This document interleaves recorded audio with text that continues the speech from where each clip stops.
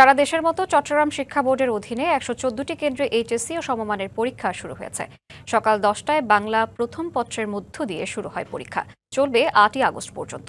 চট্টগ্রাম বোর্ডের অধীনে চট্টগ্রাম, কক্সবাজার ও ৩ পার্বত্য জেলা রাঙামাটি, বান্দরবান ও খাগড়াছড়ির ২৮৩টি কলেজের মোট ৯৯,৬৮৮ জন পরীক্ষার্থীর অংশ নিচ্ছে, যার গত বছরের তুলনায় ৩৪৭ জন কম।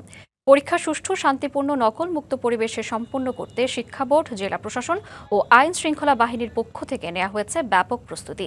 সবগুলো কেন্দ্রই ছিল সিসি ক্যামেরার আওতায়। ভৌগোলিক বৈচিত্র্য, পরীক্ষার্থীদের যাতায়াতের বিষয়টি বিবেচনায় রেখে বিশেষ করে পার্বত্য উপকূলীয় জেলাগুলোতে পৃথক প্রশাসনিক সমন্বয় করা হয়েছে।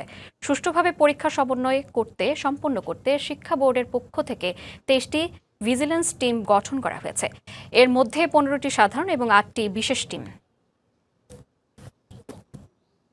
নগদ নিয়ে এলো হার না মানা হার অফার।